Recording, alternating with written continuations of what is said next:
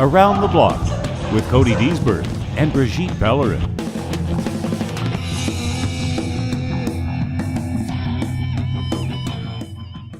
Before we go anywhere else, I wanted to say we launched last week and people liked it. And So far, so good. So far, so good. I think we're doing something that, according to the early comments that I've received, that they thought, hey, this is really neat, and thanks for doing that. And it's good to see more out of, especially you, than we thought there was. And it's good to see the story. And it's kind of like the behind the scenes to everything. That, but also some of the insights that people said that they got from the episode was a good thing for them to get in a setting where they're not being interrupted or you're not in the middle of a class teaching, so you can just sit down, relax, and enjoy hearing you explain why you do karate and your story. So I got a number of comments about that, saying that it was good to hear. Nice. So yay. I only heard from my dad, and so that's always going to be good, right? Uh-huh. But no, he did say material was good. Mm-hmm. His first podcast. He was funny enough though when he was saying that it might be a little long for others. He said I listened to it all, and then he said, but I stuck it on while I was riding my bike.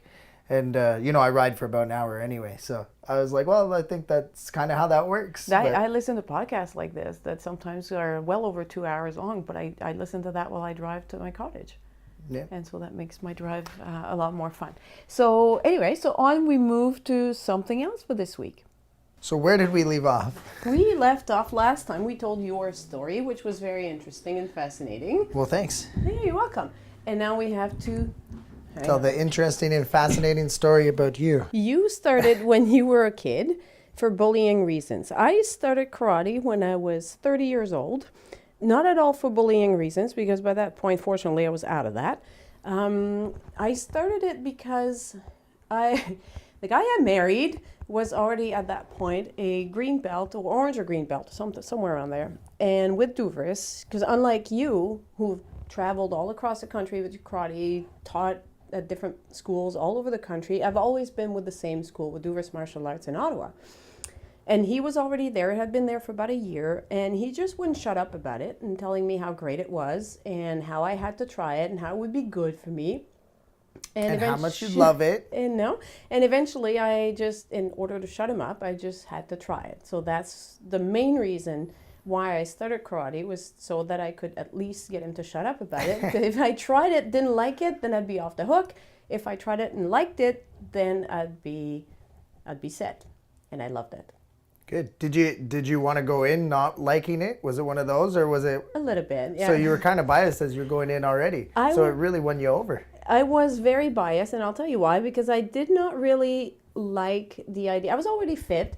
I was a runner, and I've been active all my life, and I was very good shape. What I really didn't like about karate, there were a couple of things. I didn't think I could do push-ups. Push-ups really didn't appeal at all. I also did not like the idea of doing exercise with a group of people.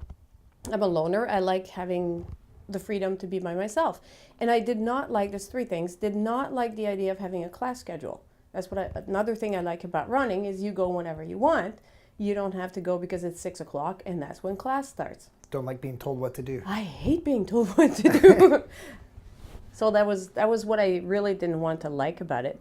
But then I went for my first introductory class and walked out of there like I joked about this. I wrote about this a couple of times saying I felt like $1 million. I was all green and wrinkly. 20 minutes, half an hour of very mild stuff. Now that I look back, I see how easy it was. And for me, that was quite the challenge. And then I got a little bit mad at it. I said, you are not going to be better than me. And I'm going to master this thing if it's the last thing I do. It's funny that you say that, because now thinking too, to like teaching kids and teaching adults, kids, you just show them what to do, they'll do it. It's monkey see, monkey do, right? That's right. And adults, they always question the whys and the what are we doing here? And not only that, but how many times have you done that motion with your body? By now, a lot. A lot now, but when you first started, That's right. A face block, Which left hand? Which left hand are you talking about? Suddenly I had 3 of those, right? So you find yourself very uncoordinated, even though, like I said, I thought of myself as pretty fit, and I was, I'm sure. Better than this. But yeah, but karate was a big challenge. And what I did not anticipate was how much of my brain and my mind I had to put into this. It wasn't just about pushing with your muscles. It was pushing with a big muscle behind you, between your ears. You really have to put your mind to it. Otherwise, you get lost very easily.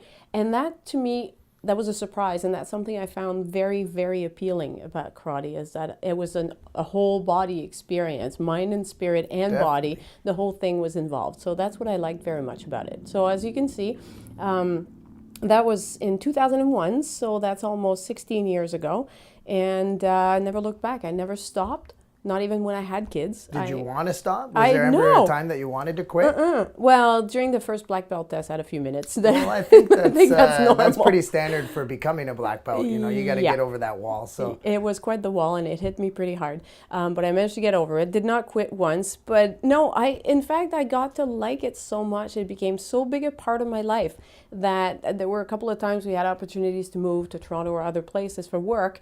And you know, we considered it, thought about it, but then no, because I would miss my dojo, even though there are other dojos. I know you've done that. You've been all across the country. I've done it, but not with, for lack of trying too. Like, it was pretty hard to find dojos. Right. When I moved to Edmonton. It took me 6 months to find somewhere to call home, right? Exactly. So and I get it, totally. I had my home, I had my dojo, and I did not want to lose that because it was the instructors, it was the structure of it. It's not like I was in a comfort zone necessarily, but I really enjoyed going there. I felt like this was my home. I felt very welcome. I've always felt very welcome at the dojo. That's what I always liked about Duvers, that your family right away. And I could not imagine my life without it. So when I first got pregnant, in 2006, very early 2006. By that point, I'd earned my first degree black belt. I thought, I'm not quitting. I am not going to just be pregnant for 9 months and not do karate for 9 months. This is not going to happen because I don't know what I'll do. I'll probably hit the walls or something. So I continued to do karate throughout the pregnancy, obviously modifying a bunch of things. I became quite good at that. And then after I had the baby, a week later, I was back in the dojo pretending to work out. Okay, so I can see already from here all the women rolling their eyes saying, yeah, right, you were not working out 8 days after a baby. Not really, but I wanted to keep going and be in class and pretend to do a couple of forms and things and continue to help teach so as not to lose the habit of going to the dojo. And gradually I got a little bit better. My fitness came back, my energy levels came back, and then I kept going as I had before. And then I had 2 more babies, but I did the same thing every time. I was lucky; I had easy enough pregnancies. My doctor was okay with it, so it was a good thing for me to keep doing that. I'm sure you made your instructor a little bit nervous. I know I've had some pregnant ladies, and then on the floor, and I say, not today. Right. All right. This is I'm a black belt, but I'm no doctor. So exactly. No, that for sure was an issue. I think I was his first pregnant student when I first got pregnant, and by now he's a lot less nervous about it because he's seen me go through it 3 times, and he's had others since then. But yeah, the first time was, for him, that was a bit of his eyes went kind of very wide when I first told him I was pregnant. He was happy for me and kind of expected me to say, so I'll be disappearing for a while. But when I said I wanted to keep going, he says, okay, I guess we can do that. We can, sure. But then everything was fine, so he didn't have a problem with it. I have good pictures of myself in the dojo. Then my first pregnancy, the night before my due date, baby was late by a couple of days, but the night, I'm all belly. I'm huge. I mean, my belt could barely go around my belly. It was kind of a show to watch. I guess other people thought this was interesting, and I became, I think, a bit of a legend at that point. There you go. And so did your kids, I would assume. Well, exactly. Dojo babies. They were completely dojo babies from being there inside me, obviously. The worst thing, by the way, was when we do a lot of line work where you go up and down the dojo doing a technique. And I remember at some point there was a very funny episode where we were doing skip kicks. So you're on one leg, and people who know karate will know what this is, but you're on one leg and you're going down, moving forward, kicking at the same time. And then the baby, that was Catherine, my eldest, decided to kick at the same time, but not on the same rhythm. And I got so messed up by this, I had to stop. And Sensei looked at me, so you okay? Yes, but the baby's kicking and I can't cope with this. I had to take a break. So that was a very funny thing. One thing you can't do when you're pregnant is skip kicks if the baby's kicking at the same time. Just so you all know. Just so you know, take note of this. Don't try it. It really doesn't work. But yeah, my babies, right away I would take them into the dojo. When I went to train, everybody would fuss over them. So they have free daycare there, no problem, free childcare. And they always felt very comfortable there, obviously, because all the sounds, the smells, everything about a dojo to them was very familiar and comforting. And so they grew up at the dojo. They all now, 3 of them do karate. They're all girls, and I especially like girls doing karate. That's a very important thing in life, to know how to defend yourself if you should need that.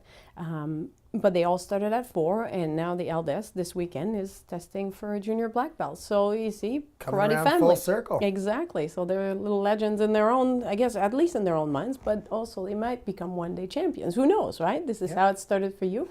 It could be the same way for them. The possibilities are endless. Indeed. So you're saying that that you went for because it was an individual thing, like, or that you normally went into individual solo stuff. Did you find yourself becoming, like, I know you said you were part of the family, so obviously you found a way to fit in with the group, right? And That's right. you know, I know for what I tell people is it's very individual sport. What you put into it is what you get out of That's it. right. But you have that group mentality where everyone's going towards the common goal. So really, like, you must have got really enveloped in all of that, eh? Just the whole team aspect too. Karate, I think, gets a lot of credit for the good things that have happened to me in the last 16 years, I think. I think I've improved a lot, just my character. I've become more patient, better able to deal with groups of people. Yeah, that's something that certainly improved by me. But yes, I've grown a lot from that. When you say you've been more patient, you learned how to be more patient and stuff, was that because of working with other people or because the individual aspect that you learned from yourself? Both of them, plus the fact that it took me incredibly hard work to master some techniques that, in my mind, when they first showed me, they would demonstrate something as, oh yeah, sure, I could do that. And of course you try to do it and you don't look at all like what they just demonstrated. And suddenly you have to face this. I am not as good as I thought I was. I am not nearly as good as these people. I will have to work a lot harder and take a lot longer to master certain things. So this has taught me patience with myself too, and also determination and sticking with it until I master something, which is not something in my first 30 years of life that I really had to do very much. I would tend to do things that I found easy. I would succeed at them, would be good. People say, oh, you're so good at this. Yeah, sure. So I stayed in my comfort zone a lot. Karate not only took me out of my comfort zone, but it shut the door behind me and locked it and threw away the key. So suddenly I was stuck really having to get better and forcing myself to be patient with myself when I had to learn these things and not just give up because it was harder than I thought. And that patience that I learned when I was learning these techniques then helped me be more patient with others when I started teaching other students and looking at them saying, why is it taking you so long? Oh, right, that's because it took me so long. That's because this stuff is hard to master. Be more patient, woman. You know, just chill and go with it. So that has helped me a lot. And it's helping me now raising my own kids and teaching other people's children in karate classes and being more patient with them too. Because if it's hard for a 30-year-old who thinks of herself as pretty fit and coordinated, well, for a 4-year-old who's not always paying attention, yeah, it is hard and it's going to take time. When you kind of hit it on the nail there, or on the nail on the head there with, you know, the types of people that start karate. There's some types of people who, when they're going through karate, you know, they're very coordinated, very skilled, you know, so they have a much different journey than, say, someone that comes in totally uncoordinated, like myself. You know, my mom would always joke, and still to this day, is as soon as I leave the dojo, I'm running into things, I'm breaking things, I'm falling I have seen up this, the actually, stairs. yes. You know, do. I'm okay. That's all you heard in the house, right? And you know, so you have these two types of people that are training side by side, and they're all trying to push each other to be better. That's right. At what they are. But like along the journey, you find that there's a different challenge later on, because those skilled people who maybe got it right away, you know, they actually have to now work on how to get that next level. That's right. Right? And it takes a lot more work than what they're used to. Whereas the people at the beginning, they have to put in all that extra work to build those gross motor skills and all the coordination. That's right. To get to that next level. And they might be a little more prepared in the practice part. Right. So what did you find yourself in, like, with that? Where did you fit in? I was probably somewhere in the middle, because in that, the differences that you just mentioned, there's also the people that start as adults, especially I see this with moms, right? They've gained some weight having babies. It will do that to you. You get out of shape because you stop exercising when you're looking after small children. So you wake up one day, you're 35, 38, 40 years old, overweight, or you have more weight than you really want, with various degrees of challenge there, and you don't have any cardio. You don't have much energy because you haven't slept in the last 6 years with your babies. And starting there is, in a way, an advantage over the person who comes in because they used to play hockey, or they bike 100 million miles a week or something like that. They're already fit. They will hit their challenges later. You're right about that. I was somewhere in the middle because I was already, I was reasonably fit. When I started, I didn't have kids, so I had some sleep in me, and I was, at least mentally, I was a little bit less foggy than I've become since then. But I was also in the middle because I was just a runner. So I had good legs. But I did not have very much by way of upper body strength or core strength even. Hence those dreaded push-ups. The dreaded push-ups. And the story about this is when I finally decided that I would give karate a try, I was, at the time, I used to work in Montreal. I had my apartment there, and I was there by myself, nobody watching, the windows closed and blinds drawn and everything. And I tried doing push-ups to see how many I could do. And I did 6. And I was so excited with myself that I could actually do real push-ups, not on my knees, real push-ups. And I was so excited. And I thought, okay, I can do this, because if I can do 6 with practice and effort, I will just build up from there. But to me, yeah, those kinds of exercises were an extra challenge right from the start. I was not able to drop down and do 20 push-ups at all. I was just, my arms would buckle. I've grown a lot since then. I could do a lot of push-ups. I can last a lot longer. My toughness is there. I've improved in so many ways, and I'm glad that's the case, because otherwise 16 years would have been wasted.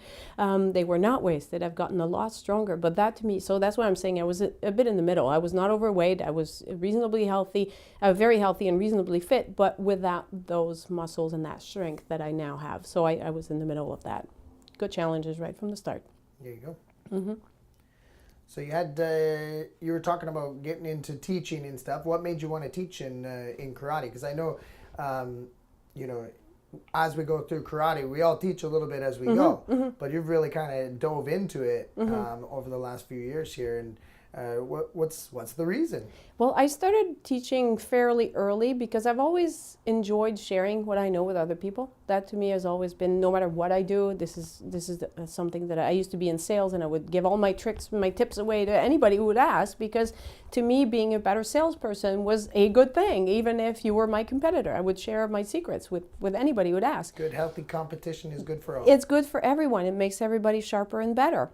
So I always had that. So by the time I was already orange green belt, I would then be trying to encourage, not taking over teaching. Obviously, there are things you can't do, but the tips that I'd learned, and some tricks sometimes to help people along with some of the techniques, what had worked for me, then I would share with the new people coming in. So I started fairly early on to teach, or at least encourage and cheer on.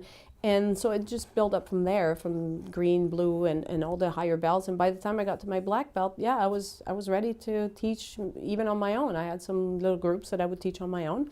And that to me was just very natural, because I've always liked doing that. And I was reasonably good at it. They kept giving me new students, so I guess I was fine with it. Yeah, you passed that exactly, test, right? Now, like going through teaching and stuff, and being able to have seen a few people along the way, there's all these different types of people you get to teach. That's right.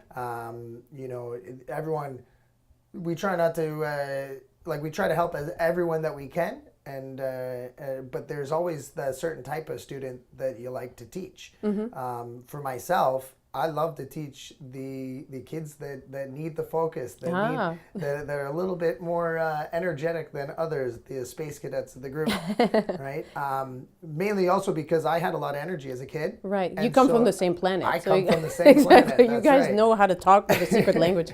So for me, that's a good challenge, and I love to teach those kids and get them on track. What is your ideal student to teach? I especially enjoy helping. It happens to be a lot of women, but it doesn't have to be. For me, it doesn't matter if they're men or women. I like really to help somebody who thinks that this is too much for them, but still want to give it a shot. I like to help them get better. Be it when they come in, they have weight to lose, they need their fitness up. They have 6 different left feet and they don't know how to coordinate either of them. I really enjoy taking the time to work with these people to really get them to a point where they look back and say, I can't believe how much better I am than I used to be. Even if they never reach a level that's spectacular. For them it is spectacular because they never thought they could even begin at karate, and there they are with an orange, a green belt, and now I've grown some of the students that I've helped have now gotten their black belt or second or third degree black belt even because I've been at it so long. Yep. And it's so good to see them now turn around and teach other people and tell them, when I started I was like you, I was 30 pounds overweight, I couldn't do 6 push-ups, those kinds of, that was me, couldn't do 6 push-ups. People have trouble believing this, but it's true. And just to help them to see it will get better. And the goal for you, especially if you're a middle-aged person or an adult or a young adult even, and you look around, you get to a dojo and you see the 14-year-old black belt world champion doing things that look like in the movies, and you look at yourself, say, I am so not like that, this is embarrassing. Don't compare yourself to that kid. Compare yourself to who you were last week. Are you better this week? Yes, you are, because you've done 2 or 3 classes already this week. When you just started, you're better than you were last week, and it will keep improving. And just focus on you being better than you were. Well, that's a big piece on being an athlete and being a martial artist, right? A lot of athletes are trying to be better than the other person. Right. Right? Martial artists are trying to be better than they were the day before. That's right. Unless, of course, you're starting to do competition. Then now you want to beat both. everyone. Exactly. Then you really got to do both. Yeah. But if you're not looking at competition, and this is to jump ahead a little bit to why we're doing this, why we're here, and why I'm here talking to you about this, and why we're sharing all those stories is because, for me personally, what I'd really like to do is help, and it doesn't have to be karate, it could be anything else, but to help those people who are bigger in age, older in age and established and grown-ups, but not quite happy with where they are, with who they are, and who have big dreams of being better or doing something that they've never done before, something that they're passionate about or that they really, really want to try, to say, yes, you can. If I can start doing karate at that age, if I can get to the point where I can compete now and medal at the world competition, the world championships, at my age, because I'm now 46 and a half, you can do whatever it is that you think you want to do. You just have to keep working at it, be patient with yourself, and just not give up, right? There's this saying in karate that says a black belt is a white belt who never gave up. It's true in many other areas of life. And that, to me, is really what I'm hoping to do, is use my story, use my example, my experience to inspire and encourage other people. Possibly, especially the moms and the middle-aged people, to say, it's not too late, you can do it too. It will be hard, harder than it would have been if you'd started at 4, for sure, but you can do it. Well, there's that different piece of hard too, right?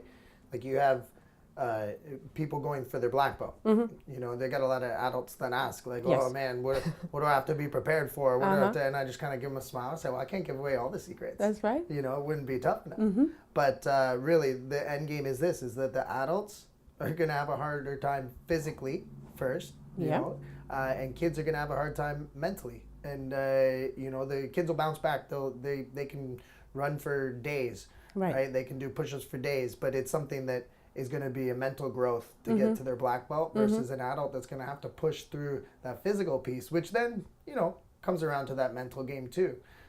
But, they've had a few years to train their mind. That's right. And that's what I tell people going the first time for their black belt test is, whatever your biggest demon is in your own personal lives, that demon will show up at that test. For me, it was, you don't need this in your life. I was there at the time that the black belt test was 5 hours, and it was pretty miserable 5 hours too. And about an hour and a half in, or maybe closer, there were no clocks, so I couldn't really tell, but it was about that. And I started, because they just wouldn't stop. They just wouldn't stop asking us to do things, do this, do that, move. There was no break. There was just relentless, and I was exhausted. That didn't like to take, Oh, I did not like that at all. instructions. No, that was not happy. And then, and it really, for about half an hour, I really, really wrestled with myself. You don't need this. You could just walk out. Because it's true, you can't walk out. The doors are not locked. You can't walk back in. If you walk out, you're done. That's fine. But it was there. It's kind of like the SEALs training, the military training. When there's always that bell. The SEAL, they have a special boot camp or a special basic training thing where they have that bell. And people can always go ring the bell, and the misery stops right there. I could just walk out. That was my bell. And I wrestled really, really it was very hard for that half hour. And then at some point, I realized that it was probably getting close to halfway of the test. And then I started getting mad.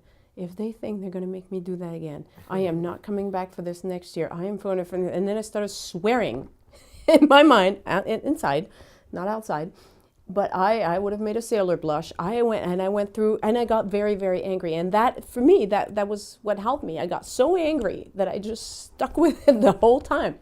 And I finished. And when they finally told us, okay, down, you're done. You can kneel down now and think, we're done. And then... Did you believe them when they said that? I know. I didn't believe it right away because I thought this must be some kind of mental torture. And the only moment that I really believed in is when they made us get back up again, and my sensei was right behind me, and I turn around and he's there, and he opens his arms to me, and I just collapsed into him, and I became a complete and utter mess. I was crying. It's snot coming out of everywhere. I was so overwhelmed by the emotion, not just of having done that test, but of having successfully wrestled with my demon. That was, to me, the biggest thing, getting that first black belt test. And I'm still proud of that. So you say, there's going to be that wall, there's going to be that demon, there's going to be that growth in the black belt test, and that everything you've learned in martial arts helps you in your real life. Absolutely. Is there a point in your lifetime where lifetime after doing martial arts where you had something that you turned back to martial arts to go, you know what, I've been there, I've done that, and now I can conquer this? Was there something that sticks out? There was something. It was my first baby, having the baby, pushing the baby out. The labor and delivery part, I had been curious because I'd done the black belt test before. And in my mind, I was kind of curious, is having a baby going to be harder or easier than a black belt test? I didn't know, right? I'd never had a baby. But I knew the black belt test was very, very hard and almost made me give up. And then I laughed in the hospital because when I realized it was my husband, I said, so what do you think? Is it harder or easier than a black belt test? And I laughed and I cried at the same time. I said, what an idiot to have even thought of comparing those two. Yeah, the baby was a lot harder. Sorry, martial arts, it did help me not give up. But yeah, there's no comparison. So if you've ever had a baby, you could get through this black belt test, no problem. That's what I'm saying. There you go. And there's nothing worse than having a baby as far as the hardest thing you'll ever do. That's why I always tell the kids in the lobbies, you got to listen to your moms because they're all black belts. Yeah. You don't even know it, but they're black belts. 12 degrees over. Yeah, they black pushed belt you. of motherhood. Exactly. So this really, to me, was the big one that stuck out. But then other than that, just generally whenever I face something hard, a challenge or something in parenting or in work especially was a big one, saying, when there's this idiot that's always in your way or the big bad boss or something, because you have all these situations that show up and the jobs you really want to quit, and then just to close your eyes and imagine yourself hitting a bag or sparring with somebody and taking your aggression out of your head that way, and then going to the dojo, running to the dojo and say, can I please hit some bags because I really need to get this stress out of myself. But yeah, the karate would then, you turn around and say, if I can do a black belt test, if I can compete at this tournament, if I can get through a class, yes, I can deal with this jerk here at work, right? Yep. So this has always been helpful there. But at a lower level, for me, maybe I've been fortunate enough not to have challenges that big that I had to really dig very deep into my martial arts training to get through. So I'll be grateful for that. But probably a testament, though, to being, keeled, Evener. Let's put it this way. Yeah, more even from just from your training and stuff too, though, right? Probably, because yes. you let some stuff out, and it's not going to fester up and become a bigger issue later, right? You're going to be able to take things with stride. And I always joke in the dojo when, especially you have new students coming in, especially with a big bag class, when the one where you put your big boxing gloves on and you hit the bag pretty hard. And they look at me and say, wow, this is good. I say, oh, yeah, it's cheaper than therapy, right? I use that training very often to get some of the aggression out and the stress out. It's awesome. You can awesome. imagine anybody's face on that. Exactly. Day. That's right. Yeah, put that name right on there, the nose right there, and hit it. And then, and plus the health benefits, too, of being able to, when you're active physically and you eat well, you sleep better. And so your whole body is healthier than it otherwise would be because you do all this training, and that better level of health, mental and physical, lets you deal with problems probably a lot better than you would if you didn't have all this training. So in that sense, martial arts, yeah, it's always been there. I don't notice it as much because it's so much a part of who I am. But I'm sure that if I had not started karate, well, there may have been newspaper stories written about the things I did to the jerk at work, right? Who knows? Not those kinds of newspaper stories. I don't want people to get the wrong idea. I wasn't that violent, but I may not have dealt with these things nearly as well as I managed to do. Yeah, I imagine it would be much different too from starting later on, because I mean I've always had it in my life. That's right. It's been my lifestyle since I was 5. You don't remember not doing karate, really, right? Yeah, well, I don't remember before that time. No, Right. that's when life started. Exactly, and my kids are the same way. When they turn around one day and it's, well, I've always done this, and in a way that's good for them, but I also, for their sake and for yours, right? I wish you could remember a time before that so you could see it better, the difference that it has made in your life. Well, I've had it where I've had to take time away, and I know the difference of that. You know, getting a little stir crazy, and Yeah. you know, needing something in my life, and that was just simply from moving and not having spots to train at, right? But yeah, it's definitely always on your mind once you've done it. And now you can see why when I had those babies, I didn't want to go away, not even for a month or anything like that. Because I could see myself going stir crazy, and going stir crazy with a newborn is not recommended. It's better if you're a happier mom. And so, yeah, people would look at me and say, what are you doing here in the dojo? You can barely walk, right? Yeah, but I am going to be a better person and a better mom for this little thing. You all like me more if I'm here. Yeah, exactly. Even though, yeah, I kind of look silly right now, not being able to do anything. So what? Well, there's that mind part too, right? You know, you're talking about having the mind be a challenge and the mind workout, if you will. You know, so even if you're there in mind versus body, you're still learning, you're still growing. That's it. You're still getting your fix. That's right, and I could still teach, and I could still help other people. And I was a great teacher at that time because I was not concerned about getting my own exercise so much. So I didn't mind just right away starting to teach instead of doing my own thing. And so, yeah, it was useful to other people. And that, too. No, for me, the knowledge that I am useful to some people, that what I do helps them, it keeps me going. To me, that's my version of a fix. I like being useful. I like being helpful. And that gives me something. And so it all works. Hence why we're doing this thing. Exactly. We come back full circle. That's right. You don't have very hard questions for me, though.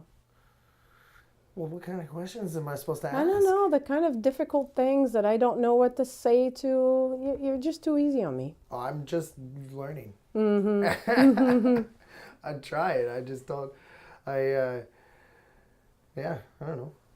You're stumping me now. You made me think. So with you starting into competition, you were saying that it was a new challenge. Yeah, my midlife crisis. Your midlife crisis. Much cheaper midlife crisis. Yeah, there you go. And healthier, too. I had done some competition a little bit when I was orange green belt, just some local stuff here. And I thought this was kind of fun. But then it went out after having children because I was just too busy with that, with the kids, to train enough to continue competition. But then when my eldest I think she started asking that when she was about 7. She wanted to be on the tournament team because they wear those cool uniforms, and They're all pretty snazzy. they are, and all her friends were on the team, and da da da. And I thought, okay, and she's always been the social one who wants to be surrounded by friends all the time. So I thought, A, she's a bit young. B, I think her main motivation is to be with her friends. C, this may just pass, and I'm not going to get involved in and commit to becoming part of the tournament team, because you can't just do that for 2 weeks and then just go away. You have to commit and train for at least a year. So I'll wait. I'll say, I'm not saying no, but I'm saying not now. I don't think you're ready. I don't think 7 for you is the right age to start training this hard. Let's just wait. And I didn't want to have to just commit to me, to driving her to all these things and being there all the time when she trains, because I thought this was a lot of time. I was not thinking, oh, I could be doing it too. I was just thinking of being the parent. That's a lot of time when you have a child in any competitive sports. It's a lot of time sitting there drinking bad coffee, and I wasn't sure I wanted to do that. So I told her, I put it off, and I tried to make her wait and maybe hoping it would go away, but it didn't. And 2 years she kept asking. And then she was 9, and I said, okay, fine, we'll try it. But then I thought, because I don't know how it came to me that I thought, I could be doing it too. How stupid would that be? It would be great, right? Because you think about it, I was 40, almost 45 when I started the competition thing, training and going to tournaments. I know that there are divisions for older people. There's 42 and over. There's the senior people, the little old ladies I call us, the seasoned veterans. But I was not that much of a veteran because I had not, at that point, I hadn't even sparred in about 10 years because of having babies, and I just let the sparring go by the wayside. So I had to start over almost from scratch at that point. That's kind of silly. That's just kind of a silly thing to do. Nobody I know does anything like that at 45. Well, that sounds like a great idea, actually. I'll do it. Exactly. So that's when I started doing it. So I talked to Master John, and I asked about Catherine if she could join, and then I said, and I was kind of thinking of trying it too. And he had that face that was kind of disbelief and amusement equally mixed in there. I said, yeah, sure, why not? Let's try it. Come on, you could do it. And there were other more experienced ladies also at the time on the team. They're still there.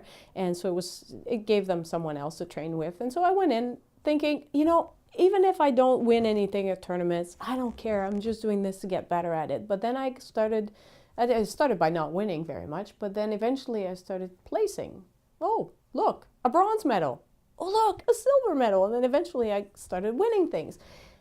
And that became, I got hooked on that too. Not the medals, obviously these, you pile them up nicely in your basement, and that's fine. It's not the medals really, it's the joy and the pride you take in looking back saying, and all this work I have been doing, all that sweat, a little bit of blood, I don't know how many bruises, I'm still covered in them. We just had a big competition. I'm bruised all over. Yeah, but look, I won this tournament. Yay, me. Of honor. And to me, that became really a thing. And to see my daughter also she's improved a great deal. Now she wins some tournaments, not as much. Her divisions are harder. There's a lot more kids competing than older ladies. So it's harder for her to climb up. But she is getting so much better. And it's giving us something that the two of us can do together too. So it's a nice little bonding thing that we do together, traveling to all those tournaments and spending roughly 16 million hours on the 401, trying all over Ontario, going to all those tournaments. So it was a good thing to do from a parenting point of view, from my own health point of view, and my little midlife crisis. So now that I'm so busy with that, and sure, it costs money going to those tournaments and things, but as I say, it's a lot cheaper than buying a convertible or blowing it all in Vegas, or I don't know, doing some other crazy thing. That's a crazy thing that's actually pretty good for me, and I should stick with that. There you go. Take it as long as I can. Now, you said with your daughter competing as well, right? I know when I was competing as a kid and I asked my mother for help, there was oftentimes that I may or may not have appreciated the help as much. Yeah. What's the hard part for being the mother that's competing alongside of your daughter? Well, you'll know one day if you have kids of your own that as the parent you know nothing. That has to be a given. So you say something to them that you know is right, and they don't listen because they don't believe you. So then they go ask someone else who will say the same thing because I was right. And then they say, And then the worst is when the kid comes back to you, because by that point it's been a couple of weeks. The kid comes back to you and says, "Hey, Mom, you know what I need to do? Sensei Cody said I need to do this." So they the try to exact teach same you now. thing I had been saying. Isn't that interesting? So that trying not to lord it over them is the hard part. For me, this part of teaching her and helping her is a lot, a little bit easier than it might be for other parents, because I have a 3rd degree black belt. I have some idea what I'm talking about. I'm not perfect, but I have some idea, more than the parent that doesn't do karate at all. And I've homeschooled my children since they were born, basically, so for the last 10 years. So they're used to me teaching them things, so I have possibly an easier time at this than other parents. But yeah, I would say as a parent, that is one of the worst things, the most difficult things, is the kids not really paying attention to what you're telling them, but paying attention when the other sensei tells them the exact same thing. That's a frustrating thing. That's, I think, part and parcel of parenthood, so people are used to that. But to me, that was a bit of a shock there. And it's hard sometimes when she doesn't do well at one tournament, and I did well, and we drive back, and sometimes we drive back from London, Ontario, or Windsor, or some places like that. So it's a long drive home, and she's upset, and she's, understandably, because she's disappointed that she's not doing better. And then you're sitting there saying, "But yeah, you won a gold medal, and I didn't even place." And how you deal with that sometimes, especially after a long day when I'm tired and I'm looking at 6 more hours of driving, and I have to keep my energies for that too, and to be there for her and be able to be encouraging and say the right things and not mess it up somehow by saying the wrong thing. That's the challenge. That's the challenge of any parent, I believe. In any competitive sport, yeah. In anything, really. The drive home. Well, that, but also, worrying about saying the right or wrong That's thing. Right. Is there any time that you might have said the wrong thing that you can go back on and actually, well, if you could have said it differently? Yeah, probably. You mean the times that she was crying after I said something, for instance? That's hard. Now that's a hard question. There you go. Congratulations, you scored one. I'm just working for time here. Yeah, there are times when you have to say to them, to your kids, you would have done better if you'd worked harder in any variation. There's a lot of ways of saying this, but you have, essentially, that's the message, that they're asking you why they didn't do well, and the only real answer is you didn't actually practice as hard as you should have. And there were times when I said this. It's not necessarily the words I used that were wrong, but it was the tone. Because it's so obvious to me. It's blindingly obvious, but she doesn't see it. And it would be obvious to an alien from the planet Gizmo coming in and say, "Obviously, you only worked on it 2 hours in the last month. What do you think?" Right? Yep. But to her, that was a shock, and I should have been a lot gentler in how I said things like that. This has been, I think, a constant issue. I think I'm starting to get better. It's been over 1.5 years now, so woohoo, I'm learning. But this, to me, is the hardest part, because you don't want to lie to your kids. You don't want to tell them, "No, you were great, honey." She knows she wasn't great. She got 8th. Yep. Duh. Yeah, she didn't do great there. She's not stupid. You also want to praise the effort and the work that and the improvement that she's seen in herself in the last little while. Sure, you don't want to discount that, but you also don't want to just gloss over the fact that, practice and hard work, that's what's going to make a difference. So, but it's all in how you say it. And I may have been guilty of not being nice and gentle enough on that front. But we're getting better now. We are. Good. For yourself, do you do a lot of that on your own, like towards yourself, like where you're trying to encourage yourself to do better, or even having a moment where you have to think back and say, what the heck happened there? Yeah, in training, people always think I'm so tough because it doesn't matter how much people can shout at me and tell me and bark at me to do things. The reason I don't get ever scared or intimidated by a coach shouting at me is because nobody is harder on me than me. I am a lot harder than anybody can be. So when I mess up or when I fail to perform the way I should perform, I beat myself up very, very hard. There's bad words, there's all kinds of things, bad behavior. I know when I've messed up that I should have done better and I didn't. I call myself all kinds of names, and I get very hard on myself, and I punish myself by redoubling in the effort. So that's when you see me training relentlessly for 4, 5, 6 I've hours, noticed a as few you may times. have seen a couple of times. Not all the time, but often. That's because I'm mad at myself. And it doesn't necessarily have to be karate. Sometimes I'm mad at myself because I shouted at the kids that I shouldn't have, or whatever. Other areas of my life where I've disappointed myself, I will punish myself by working harder. And that's not a boast, actually. That's I know it can sound like one. It is not. It is very much a character weakness, and it's, I think, one of my biggest ones, my worst ones. I go very, very hard on myself, so that way it's kind of like nobody can punish me. Nothing can punish me harder than I can punish myself, and so I'm still in control. I have a bit of a control freak issue. No. Yeah. No. A little. So what gets you to get out of that mode? I- What pulls you out of that mode? I get exhausted. You get exhausted? Yeah, and and in a way it works, right? That's one reason why I It's haven't very really tiring to stay mad at yourself. stopped doing it. Yeah, but then when you do 4, 5, 6 hours, and then the next day you get up and you do it again, after a day or two, then physically you're spent. Right? It's like an angry run. You've had those when you have to, or you have to Well, go you lift run- weights, or you have run, you don't know how long you've ran, and then you end up calling somebody to pick you up because you Exactly. didn't realize how far away from home you were. I'm not even sure where I am right now. Yeah.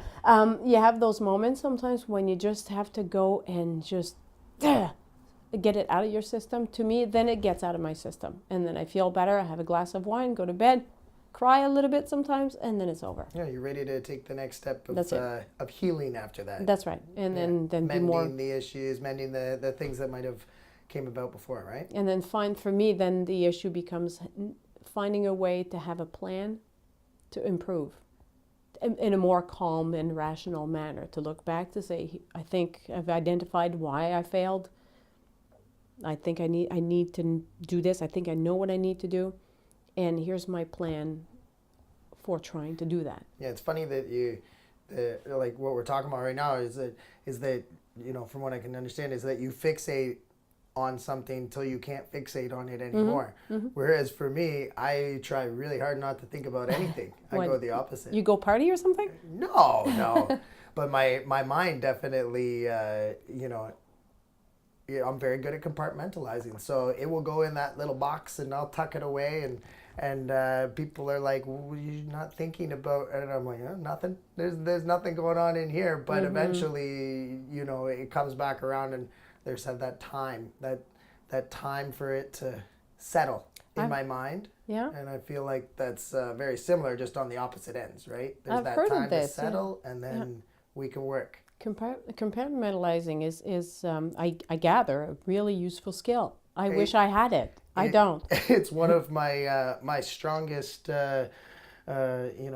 It's a positive, but it could be also my strongest weakness. One of my biggest weaknesses. Because you can shut it down and or shut it away, put it and away, then forget and where I put that box. forget it. Yeah. Yeah. Mm-hmm, and yeah, then it's not always get back. there, but yeah. Just But if you whether or don't not- reopen it later to start thinking about how you can improve that then particular there thing, could be other boxes that pile up, and then that's when it becomes an issue, right? and then you need to call the U-Haul to carry them all That's out. when I go for the angry run. Why it forces the boxes to open? Oh man. You betcha. And this looks fascinating. And And then what happens? then what happens? Well, then it's time to work. Then it's that's the procrastination part, right? Where you do your best work sometimes when you have a time limit, you have a time crunch. Mm-hmm. And so that's basically it's do or die. It's survival mode. So you get through it, and then you have that moment of Now I feel better. now I feel better. Mm-hmm. That's right. Interesting. There's all kinds of coping strategies out there that you can do to get yourself through a bad patch. And usually it has to do with when you're angry with yourself. That's what you put in the safest box, right? Of course. Yeah. Well, I mean, anything that you touch in this world, physically, emotionally, or anything other, is going to be still part of you, right? Right. But it's not like, for me, if there's an opponent, for instance, that I know is difficult to beat, this doesn't necessarily in itself make me want to go and train for 18 hours straight. This makes me want to try and pick it apart. so I see that as a challenge and as a puzzle. But when I do those crazy things where I exhaust myself physically and mentally in order to just deal with the issues, usually is when I am disappointed in myself, when the problem is me. When the problem is external to me, I don't have that problem nearly as badly. I can see a problem and deal with it. It's when I'm unhappy with myself that I really go through these episodes. I get very, very hard on myself when I'm disappointed in myself. And I was just curious to see if your boxes, the ones you don't want to open again, or you forget where you put them, do they have inside them things that have to do with you being disappointed in yourself? Or do they have to do with, well, that guy who always ends up right in front of you because for some reason he has something you haven't managed to beat yet? No, it's definitely a personal thing. Because I take those ones, I mean, I love being the underdog. That's where I strive. When somebody says I can't, or when I see somebody that they say, hey, you know, he's the best in the world. I'm like, well, yeah. Until I show up. Check this out. Exactly. Right? And I don't care about names. You know, somebody could be, you know, the biggest name on the planet, and I'd be like, well, that's just more of a challenge for me to take him down. Right. Right. But no, yeah, definitely those boxed up pieces are things that I should be dealing with about me, and I think the reason why I compartmentalize is because I try to help so much around me, and that's where I like to do. I mean, I like helping. You know, I'm a teacher in nature and a helper in nature, and that's what makes me happy. So when I can, you know, help everyone else around me, so you're the last one. That's when I'm happier. Help. Might be the last one, but I also see that me helping other people around me is making me better. It's just, yeah, there might be those deeper issues that only I can help. And it's not going to be the people around me that make it better. It's going to be me opening that box one day and actually diving in. And having to clean it all up. Ugh, so ugly boxes. They're locked too, right? The lock is probably rusted, so you have to work your way to open it first and then look at it and say, what was that again? And then relive the whole thing. It's miserable. Yeah, I think my some method of them don't is even easier. get open. Some of them just work themselves out, but it might not be what you thought they were going to be doing. But they do that on their own. They do that on their own. All right. Then you have that realization later. Oh, well, I guess that decision was made for me. In a way, I had a hand in it, though. Anything else you want to know? What's your favorite color? I like black. Ooh. It's the absence of color. Dun, dun, dun. Da, da, da. I'm always wearing black. Well, I think that might be it. All right. For today. For today. Well, will somebody have to go train now? That's right. That must be me. Or me. All right. Talk to you later. Ciao.